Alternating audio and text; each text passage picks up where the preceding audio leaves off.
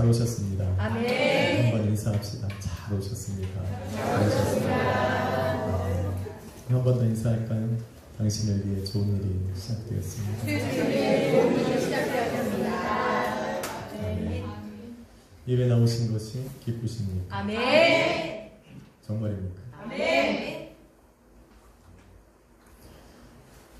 우리가 하루를 잘 살면, 어제를 잘 살면, 오늘 아침을 잘 맞이하면 예배가 잘 드려집니다. 우리가 예배를 잘 드려준다는 느낌을 가졌다고 해서 하나님이 예배를 잘 받으시는 것은 아닙니다.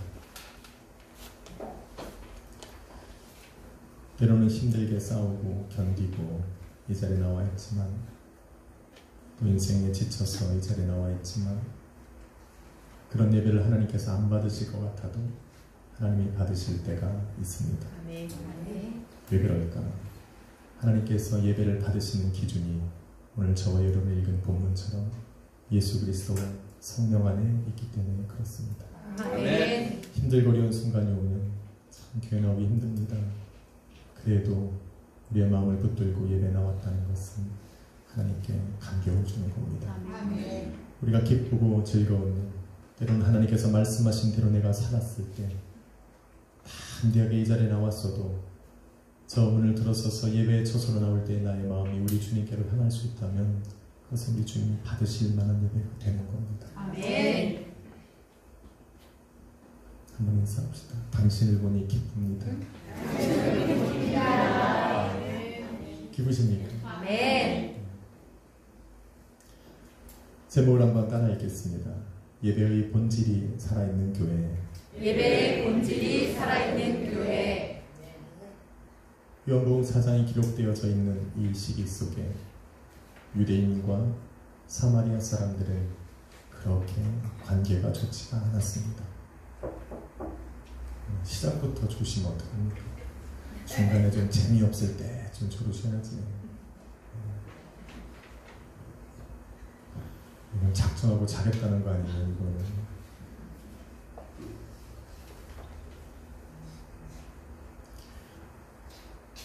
유대 사람들과 사마리아 사람들은 관계가 좋지 않았습니다. 서로를 적대시하는 관계 속에서 지금 상황이 벌어지고 있는 겁니다. 특히 예루살렘 성전을 중심으로 신앙을 유지해오던 유대인들과 이제는 북이스라엘 지역에 있는 세겜 땅에 있는 그리심산이라고 하는 곳에 예배의 처소를 두고 살아가던 사마리아 사람들은 그야말로 앙숙이었습니다. 유대인들이 바라볼 때 사마리아 사람들은 이방인과 같은 그런 죄인들의 모습으로 보였고, 사마리아 사람들은 가식과 형식에 매여있는 사람들로 유대인들을 바라봤습니다. 예배하는 처소가 다를 뿐 아니라 주전 722년에 아수리의 왕인 사르곤 2세가 북이스라엘을 점령하고 큰 세력을 가지고 자기가 점령해 나가는 그 모든 이방 민족들을 그 사마리아 지역으로 이주시켰습니다.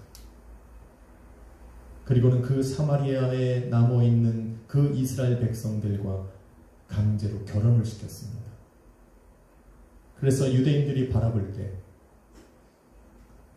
저 이방 민족들과 결혼하며 살아가는 저 사마리아 사람들은 하나님의 백성, 하나님의 택한 민족이라고 하는 그 정통을 잃어버린 이방인과 같은 그런 취급을, 그런 시야로, 그런 시선으로 그들을 바라보게 된 겁니다. 정통성, 정결성을 잃어버렸다는 겁니다. 세상과 타협하고 이방 민족과 섞여 살아가면서 하나님께서 택하신 그 민족적인 그것을 잃어버렸다는 이유입니다. 그래서 그들을 바라볼 때 미워했어요.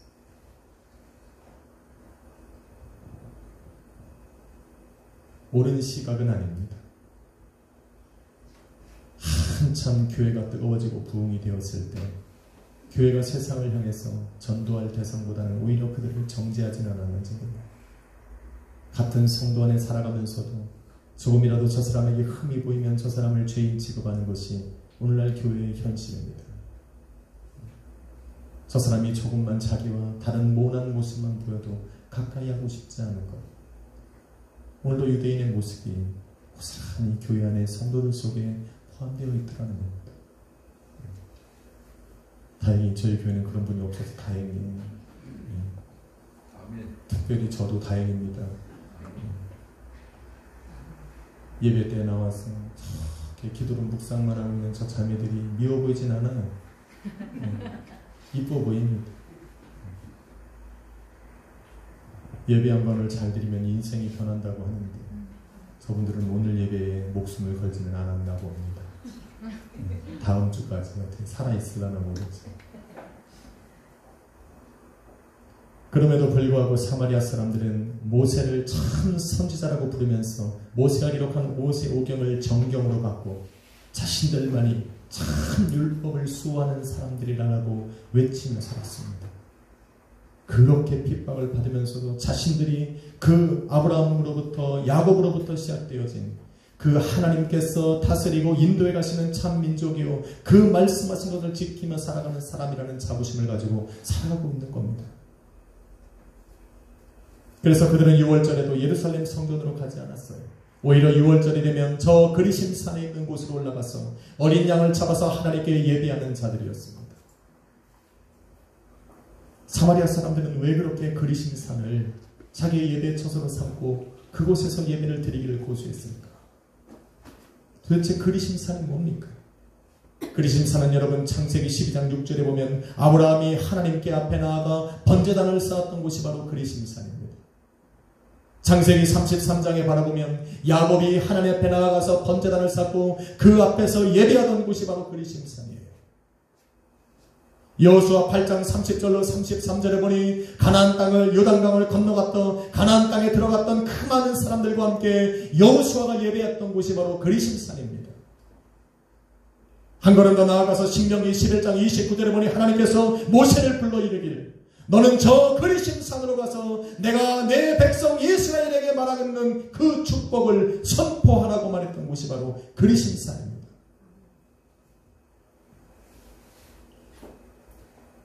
내 하나님 여호와께서 내가 가서 차지할 땅으로 너를 인도하여 들이실 때에 너는 그리심 산으로 올라가서 내가 너에게 명령하는 그 축복을 내 백성 이스라엘에게 선포하라 말씀하셨던 것이 바로 그리심 산입니다. 다시 말해서 그리심 산이라는 것은 하나님의 축복이 선포되는 곳입니다. 그곳에는 하나님께 번제단을 쌓았던 아브라함과 야곱과 여호수아와 수많은 하나님의 백성들이 그 앞에 나가서 예배하면서 약속의 말씀을 받았던 곳이 그리심 산입니다.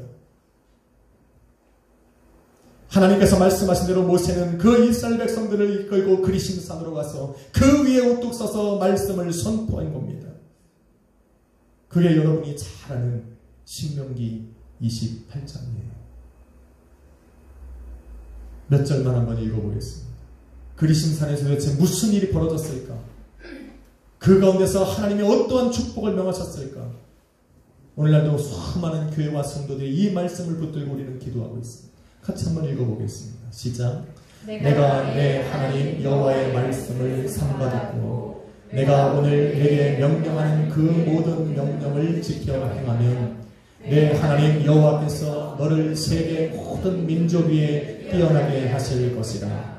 너희가 내 하나님 여호와의 말씀을 청종하면 이 모든 복이 내게 임하며 내게 이르리니 성읍에서도 복을 받고 들에서도 복을 받을 것이며 내 몸의 자녀와 내 짐승의 새끼와 소와 양의 새끼가 복을 받을 것이며 내 광주리와 떡 반죽 그릇이 복을 받을 것이며 내가 들어와도 복을 받고 나가도 복을 받을 것이라.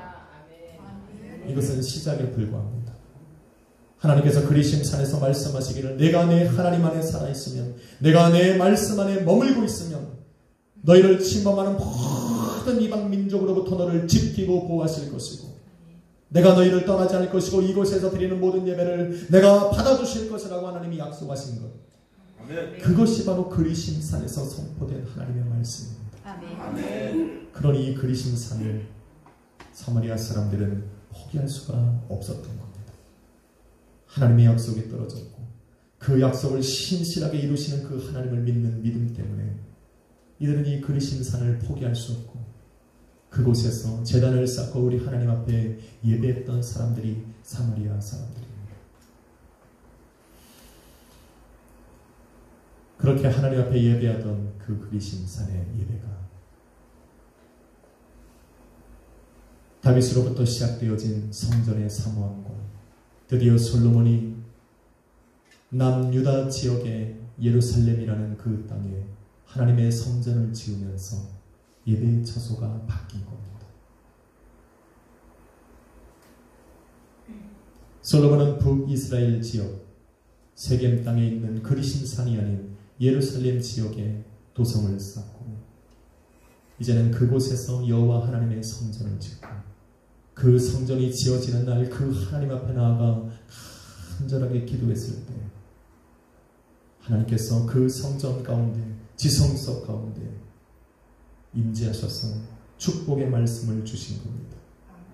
그게 여러분이 또 잘 아는 열왕기상 9장에 있는 말씀입니다. 그 중에 대표적인 말씀이 바로 이겁니다. 여호와께서 그에게 이르시되 너의 기도와 너가 내 앞에서 간구한 말을 내가 들었은즉 나는 너가 건축한 이 성전을 거룩하게 구별하여 내 이름을 영원히 그곳에 두며 내 눈길과 내 마음이 항상 거기 있으리라.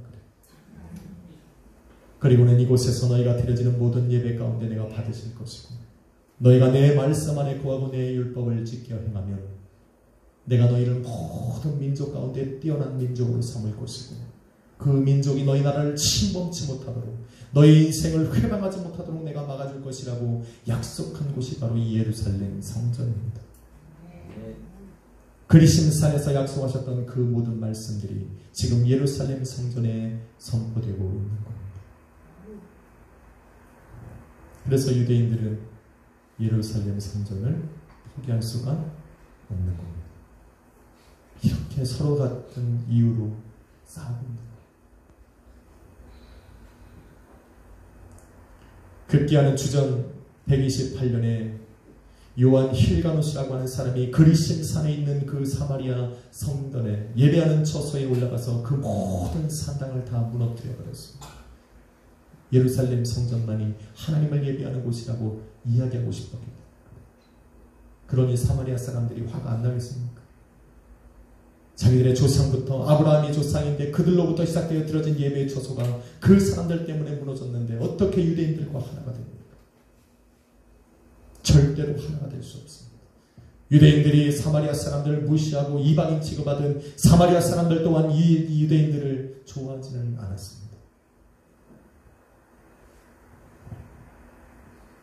이렇게 서로 자기의 예배의 처소가 진실한 하나님의 예배의 처소라고 싸우고 또 다투고 있는 동안에 하나님께서 찾으셨던 진정한 예배의 본질이 사라져가기 시작한 겁니다.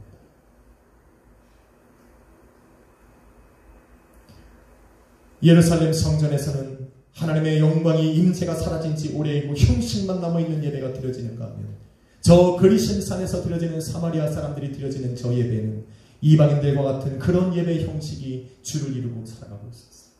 하나님께서 어느 예배를 받으실 수 있겠습니까? 이런 유대인과 사마리아 사람들의 적대 관계 속에서 예수님께서 그 사마리아 지역을 통과하시며 그 사마리아 여인과 지금 대화를 나누고 있으니 사마리아 여인이 바라볼 때에 예수님이 이상해 보일 수밖에 없는 겁니다. 그래서 예수님을 봤을 때 이렇게 말하는 거예요. 당신은 유대인으로서 어떻게 사마리아인 나에게 말을 거내고 있냐고 얘기하는 거예요. 이상하다는 겁니다.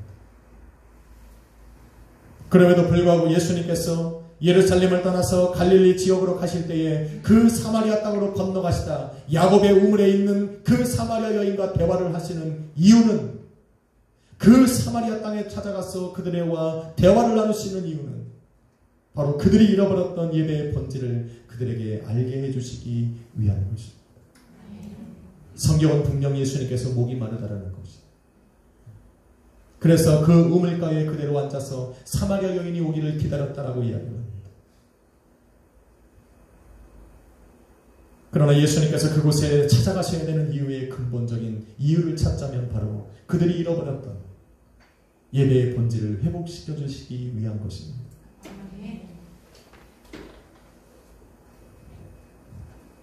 예수님께서 가식과 형식만 남아버린 예루살렘 성전을 정화시킨 사건을 여러분 기억하고 있습니다. 예수님께서는 먼저 사마리아 땅에 오시기 전에 유대인들에게 찾아가서 유대인들이 정말로 애지중지하고 그 가운데 지키려고 했던 예루살렘 성전에 들어가서 하나님의 거룩한 성전이요 기도하는 처소인 저 성전을 더럽히는 장사의 성으로 만드는 그 예루살렘 성전에 상을 엎으시고 더럽고 추악했던 그 사람들의 모습을 채찍을 만들어서 내어 쫓으시면서 그 예루살렘 성전의 예배의 본질을 회복시키신 후에 이제는 저 사마리아 지역에 가서 그 사마리아 땅에서 하나님의 이름을 걸고 예배하는 그곳에서 하나님의 본질을 찾으시고자 예배의 본질을 선포하시고자 그곳으로 지금 달려가 계신 겁니다. 그리고는 말씀하셨어요. 하나님께서 받으실 만한 예배를 드릴 수 없는 그들에게 드디어 하나님께서 받으실 만한 예배의 본질을 선포하신 것이 바로 저와 여러분이 읽은 오늘 본문의 말씀입니다. 요한복음 4장 23절로 24절에 아버지께 참되게 예배하는 자들은 영과 진리로 예배할 때가 오나니 곧 이때라. 아버지께서 자기에게 이렇게 예배하는 자들을 찾으시느니라. 하나님은 영이시니 영과 진리로 예배할지니라. 이게 바로 예배의 본질이에요. 유대인들이 잊어버렸던 그 예배의 본질, 사마리아 사람들이 잃어버렸던 그 예배의 본질, 하나님께서 내 백성 삼으셨으나 백성같이 드려질 수 없었던 그 예배, 그곳에 드디어 하나님께서 받으실 만한 예배가 무엇인지를 알려주시는 겁니다. 오늘 이 본문을 통해서 선포하신 그 예배의 본질은 시대를 막론하고 오늘도 예수 그리스도의 이름으로 모여서 그 예배를 드리는 모든 교회와 성도들의 기준이 되는 겁니다. 하나님은 영이시니 영과 진리로 예배할지니라. 오늘 보면 그 영은 바로 성령이고 진리라고 하는 것은 예수님께서 요한복음에 말씀하시길 내가 곧 길이요 진리라고 말씀하신 것처럼 예배의 본질은 예수 그리스도 이름으로 모여서 성령의 인도함으로 충만함으로 드려지는 것이 예배입니다. 이것이 예배예요.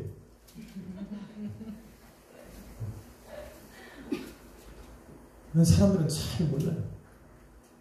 영과 진리로 예배하는 것은 아는데 그것이 뭐 어떻게 드리는 건지를 몰라요. 영과 진리로 예배를 드린다라고 하는 것은 저 문을 들었을 때 오직 내 생각과 마음속에서는 예수 그리스도 한 분만을 기준 삼아야 돼요. 내가 저 문을 나오기 전에 내가 세상 가운데 가정 가운데 내 직장에서 내 삶 속에서 이루어졌던 일들을 잠시 뒤로 하고 예수 그리스도 그 한 분만을 위해서 예배하고자 나와야 되는 거예요. 오늘 이 시간에 예배할 때에 내 기분과 감정으로 드리는 것이 아니라 오늘도 성령 하나님께서 주시는 정말로 내가 드려지고 싶은 그 예배에 초점을 맞춰서 드리는 것이 예배입니다. 그게 예배의 본질이에요. 세상의 것을 그대로 이곳에 가지고 와서 내가 기뻐하고 내가 조금 하나님 앞에 잘 살면 기쁨으로 예배를 드리고 내가 조금 하나님 앞에 부끄럽고 죄송스러우면 죽을 싸움을 하고 드리고 내가 하나님의 율법대로 조금 잘 살았으면 떳떳하게 하나님이 받으실 것 같은 감정으로 드리고 그렇지 못하고 하나님의 말씀대로 살지 못하면 정말로 저주받은 인생처럼 정말로 고개조차 숙일 수 없는 얼굴에 기쁨이라고는 찾아볼 수 없는 사람처럼 드리는 사람, 이게 어떻게 예배를 본질을 갖고 살아가는 그런 사람이에요. 아니요, 예배는 감격이 있는 겁니다. 그런 나를 부르셔서 오늘도 찬양과 영광과 경배를 받으시길 원하시는 그 하나님 앞에 감격으로 드리는 게 예배입니다. 그런 내 마음을 사로잡아서 오늘도 사탄 마귀의 권세가 내 마음을 사로잡지 못하도록 나를 붙들어 주시는 그 성령 하나님의 감동으로 드리는 것이 예배입니다. 그래서 예배는 날마다 거룩해야 돼요. 그래서 예배는 날마다 감격과 기쁨이 있어요. 그것이 내 기준이 되는 것이 아니라 오늘도 나를 부르신 그 하나님의 마음이 있어요. 그게 예배예요. 금요일까지 열심히 일하고 토요일날 내가 마지막까지 내일 쉬는 날이니까 열심으로 살아가서 오늘 주일날 예배 나와서 지치고 있는 몸으로 졸아. No! 아니라고. 이게 밤새도록 일했어. 하나님도 모르는 게 아니에요. 저도 날마다 3-4시간밖에 안 잡니다. 근데 예배가 기다려져요. 설교가 하고 싶어서 기다려지는 게 아니에요.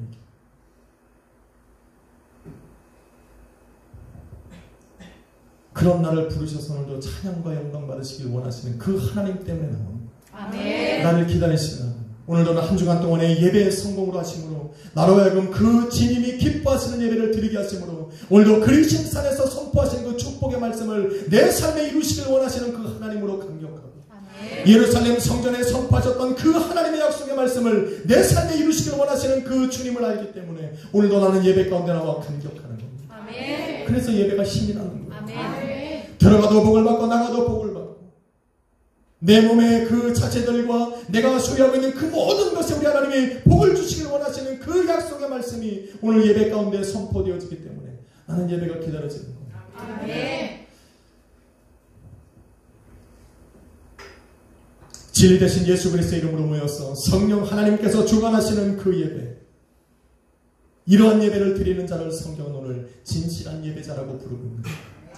그런 예배를 우리 하나님께서 받으시고 기뻐하시기 때문에 그 예배를 바로 진정한 예배라고 부르는 겁니다. 그래서 그런 예배 속에 있는 여러분은 바로 하나님 앞에 진정한 예배자가 되는 겁니다. 한번 인사합시다. 당신은 진정한 예배자입니다. 우리는 그런 모습으로 오늘도 주님 앞에 서야 됩니다. 여러분의 마음의 흔들림으로, 여러분의 생각으로 이 예배를 흐리지 마세요. 하나님이 여러분을 진정한 예배자로 부르셔서 이 자리에 만나주시길 원하시는 그 자리에서 여러분 스스로 여러분을 깎아내리지 마세요. 우리는 그런 존재가 아닙니다. 오늘 예수 그리스도의 말씀을 가만히 읽으면 이렇게 말씀합니다. 여자여 내 말을 믿으라. 이 산에서도 말고 예루살렘에서도 말라. 오늘 이 말씀 속에 수많은 사람들이 오해하고 있습니다. 예배의 본질이 중요하지 예배를 드리는 그 처소가 중요한 것이 아니다. 그러니 교회 갈 필요 없다. 제가 한참 은혜를 받을 때 이런 이야기를 들었던 사람이 있어요. 저에게 이야기가 왔어요. 얼마나 신실하게 다가오는지 깜빡하면 속을 뻔했어요. 어디 가냐고 물어봤어요. 교회 간다. 교회는 왜 가냐? 하나님이 하고 있어.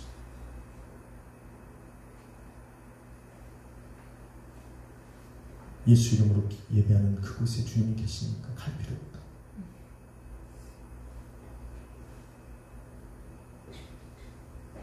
그때는 제가 오직 요한복음 3장 16절 갖고 싸웠는데 지금은 다릅니다.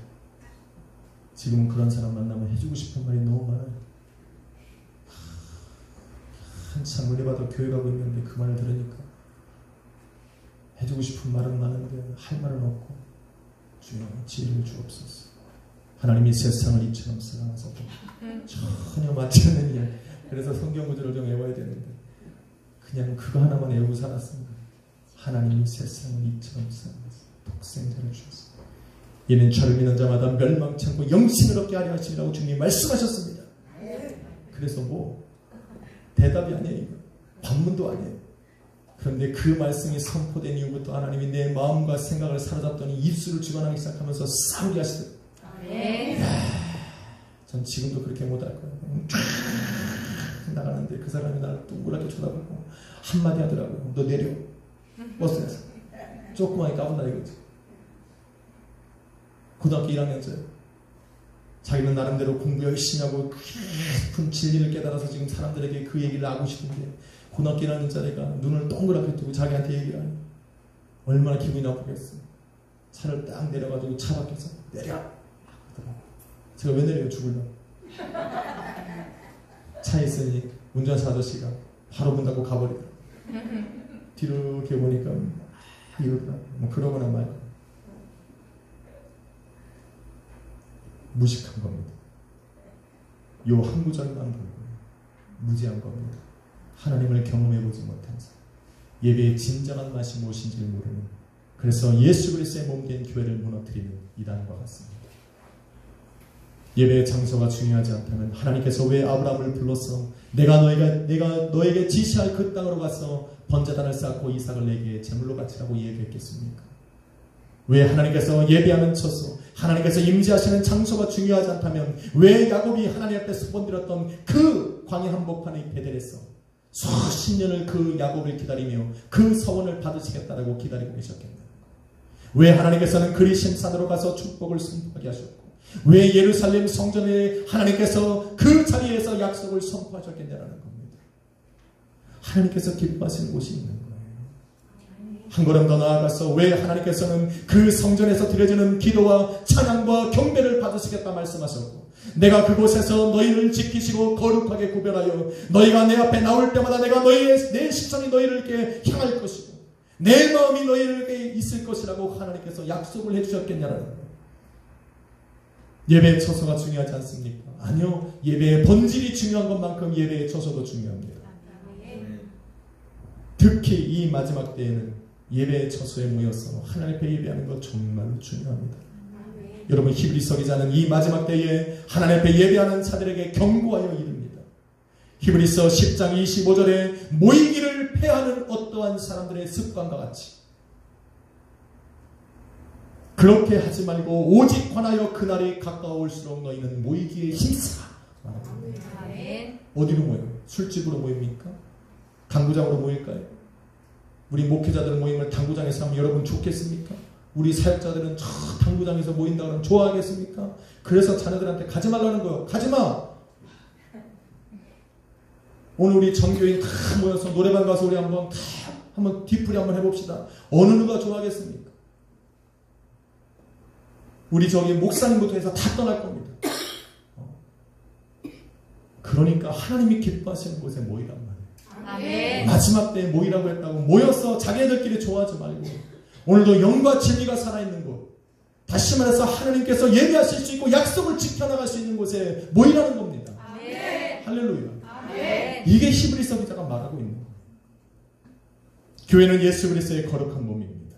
아멘. 성령께서 예수 그리스도와 함께 늘 함께 하셨듯이 오늘도 예수 그리스도의 몸된 교회와 늘 함께 하시는 것입니다. 아멘. 오늘도 성령 하나님께서 그 예수 그리스도의 영을 충만케 하시고 그와 늘 동행하셨듯이 오늘도 예수 그리스도의 몸된 교회에 그 성령의 충만함을 부어주사 그들이 기도하고 간구하는 것마다 역사를 일으켜주시는 분이 바로 성령입니다. 아멘. 그러게 예수 그리스도의 이름으로 모여서 성령 충만한 이 예수 그리스도의 몸된 교회에서 우리 하나님을 향해 예배 드리는 것만이 우리 하나님께서 받으실 만한 예배가 된다는 겁니다.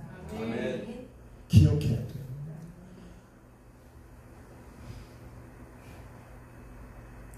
저는 우리 약소의 교회가 진정한 예배의 처소가 됐습니다.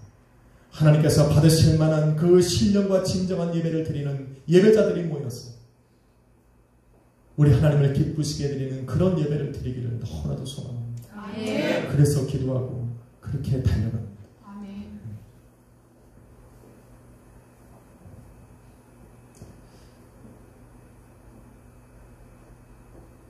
얼마 전 저는 참 부끄러운 이야기지만 한 실시간으로 예배 드리시는 목사님에게 전화를 받았어요.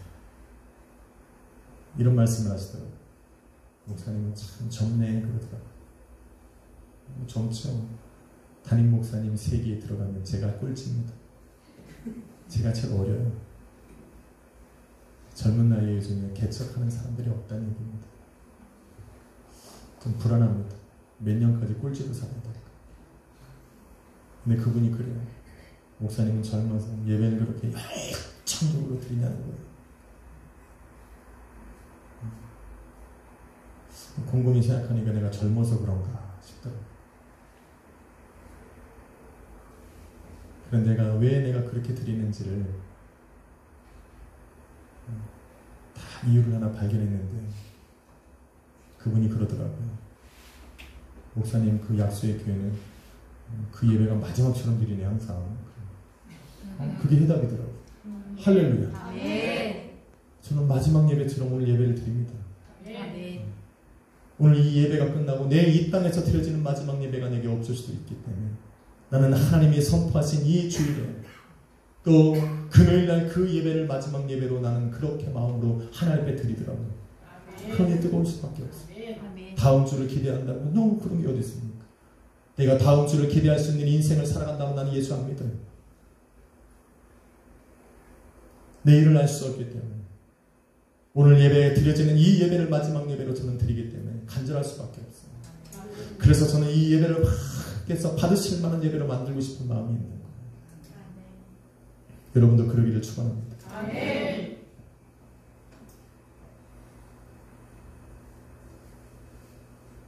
예수님께서 예루살렘 성전을 정화시키신 후에, 잘 들어보세요. 정화시키신 후에 그곳에서 부정부패를 행하던, 성전을 더럽히던 사람이 예수 그리스도를 십자가에 못 박히셨을 때 예수님이 뭐라고 말씀하셨어요? 너희는 이 성전을 허물라 내가 사흘 만에 다시 일으키리라. 다시 말해서 부활하신 당신의 몸을 거룩한 성전 삼아 세우시겠다는 말씀이에요.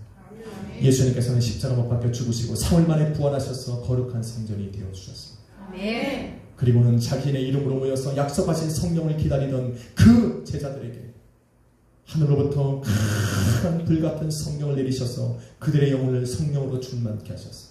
그들이 나가서 복음을 증거하고 세상에 나가서 예수 그리스도의 십자가를 증거한 후에 그 예루살렘 성전엔 드디어 역사가 일어난 겁니다. 아멘. 형식만 남아있던 그곳에 예수 그리스도의 이름으로 선포되는 기적 같은 일들이 일어나고 성령이 살아있는 그 살아있는 예배가 드려지기 시작한 것이 예배의 본질이 회복됐다.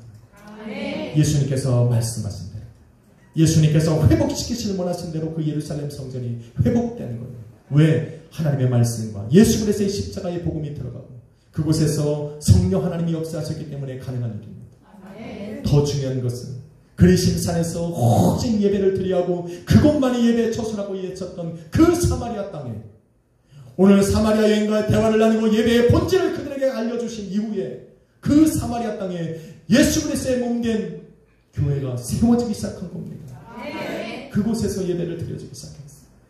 예수 그리스도를 믿는 제자들과 수많은 믿음의 성도들이 그곳에 가서 예수 그리스도의 몸된 교회를 세웠어요. 그래서 드디어 하나님께서 주관하신 예수 그리스도의 몸된 교회가 세워지고 성령이 역사하시는 교회가 그 땅에 세워지면서 하나님께서 그곳을 당신의 처소로 삼으신 겁니다. 아멘. 할렐루야. 아멘. 놀라운 일입니다. 우리 교회는 매일 예배로 드립니다. 아멘. 최소한 그런 믿음은 가지고 살아가잖아요. 아멘. 왜? 여기서 집사 아니신 분들 없습니까? 우리 교회는 집사님들이라면 우리는 매일 예배로 승리하고자 하는 거예요. 아멘. 왜 이렇게 매일 예배가 드려지지 않을까? 두 가지가 있어야 돼요. 첫 번째, 예수 그리스도 이름으로 드려지는 예배여야 됩니다. 아멘. 예수 그리스도 이름으로 우리 가족들이 모여야만 해요. 그 모이는 자리에는 내 감정이 있어서는 안 돼요. 오늘 내가 남편과의 관계가 불편하다고 해서, 오늘 다퉜다고 해서 예배를 소홀히 하면 안 돼요. 내가 자녀가 밉다고 해서 너는 따로 드려! 여보, 이러지 말라는 얘기예요. 예배 드리고 혼내라고요. 혼내지 말라는 게 아니라 드리고 혼내라고. 예배를 드릴 때 자녀는 기도하라고. 주여, 잘못했습니다. 우리 부모님의 마음을 녹여주옵소서. 근데 어떻게 혼내? 예배 때 풀라고. 예배 때 하나님이 역사하시는 그 사랑이 넘쳐나게 하라고요. 아멘. 자기는 마음대로 감정대로 살아가다가 목사님이 드렸다고 영 펴놓고 매일 예배 하나 드리는 5분 10분 드리는데 그냥 다 한 것처럼 댓글 하나도 안 돼요.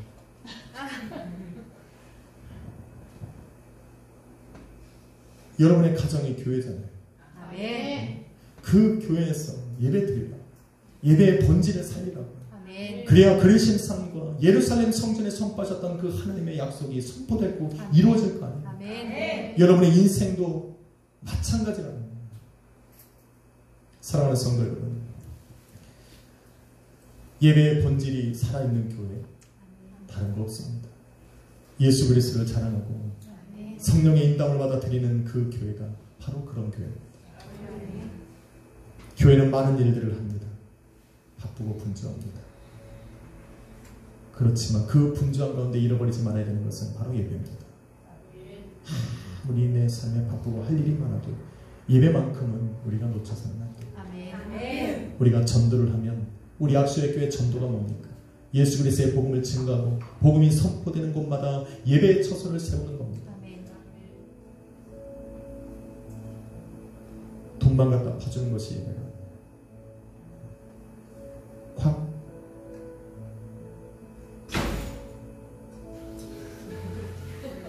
놀라실까봐 알려주십니다. 구제와 봉사를 해야 되지만 예배보다 중요한 건 아닙니다.